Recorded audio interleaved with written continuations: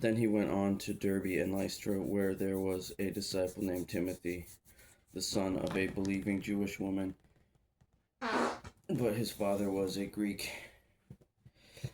The brothers at Lystra and Iconium spoke highly of him. Paul wanted Timothy to go with him, so he took him and circumcised him because of the Jews who were in those places, since they all knew that his father was a Greek. As they traveled through the towns, they delivered the decisions reached by the apostles and elders at Jerusalem for them to observe. So the churches were strengthened in the faith and were increased in number daily. They went through the region of Phrygia and Galatia and were prevented by the Holy Spirit from speaking the message in the province of Asia. When they came to Mysia, they tried to go into Bithynia, but the Spirit of Yeshua did not allow them. So bypassing Mysia, they came down to Troas. During the night, a vision appeared to Paul. A Macedonian man was standing and pleading with him, "Cross over to Macedonia and help us." After he had seen the vision, we immediately made efforts to set out for Macedonia, concluding that God had called us to evangelize them. Then, setting sail from Troas, we ran a straight course to Samothrace, the next day to Neapolis, and from there to Philippi, a Roman colony, which is a leading city of that district of Macedonia. We stayed in that city for a number of days. On the Sabbath day, we went outside the city gate by the river, where we thought there was a place of prayer. We sat down and spoke to the women gathered there. A woman named Lydia, a dealer in purple cloth from the city of Thyatira, who worshiped God, was listening. The Lord opened her heart to pay attention to what was spoken by Paul. After she and her household were baptized, she urged us, "If you consider me a believer in the Lord, come and stay at my house." And she persuaded us. Once, as we were on our way to prayer, a slave girl met us who had a spirit of prediction and made a large profit for her owners by fortune telling. As she followed Paul and us, she cried out, "These men are the slaves of the Most High God, who are proclaiming to you the way of salvation." And she did this for many days. But Paul was greatly aggravated, and turning to the Spirit said, "I command you in the name of Yeshua HaMashiach to come out of her." And it came out right away. When her owners saw that their hope of profit was gone, they seized Paul and Silas and dragged them into the marketplace to the authorities.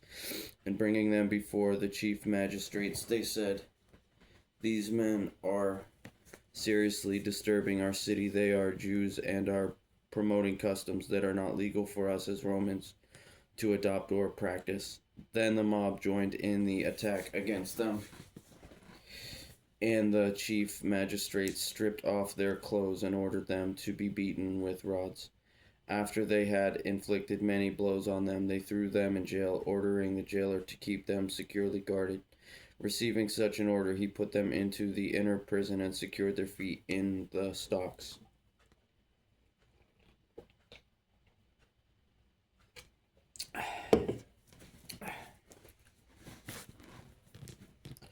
About midnight, Paul and Silas were praying and singing hymns to God, and the prisoners were listening to them. Suddenly there was such a violent earthquake that the foundations of the jail were shaken, and immediately all the doors were opened, and everyone's chains came loose. When the jailer woke up and saw the doors of the prison open, he drew his sword and was going to kill himself, since he thought the prisoners had escaped. But Paul called out in a loud voice, "Don't harm yourself, because all of us are here." Then the jailer called for lights, rushed in, and fell down trembling before Paul and Silas. Then he escorted them out and said, "Sirs, what must I do to be saved?" So they said, "Believe on the Lord Yeshua, and you will be saved, you and your household." Then they spoke the message of the Lord to him, along with everyone in his house. He took them the same hour of the night and washed their wounds. Right away, he and all his family were baptized. He brought them up into his house, set a meal before them, and rejoiced because he had believed God with his entire household. When daylight came, the chief magistrates sent the police to say,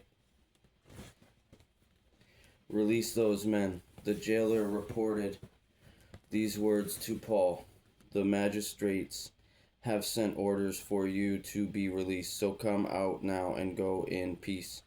But Paul said to them, "They beat us in public without a trial, although we are Roman citizens, and threw us in jail, and now are they going to smuggle us out secretly?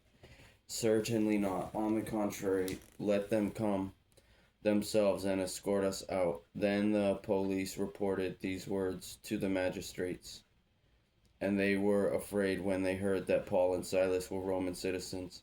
So they came and apologized to them, and escorting them out, they urged them to leave town. After leaving the jail, they came to Lydia's house, where they saw and encouraged the brothers and departed.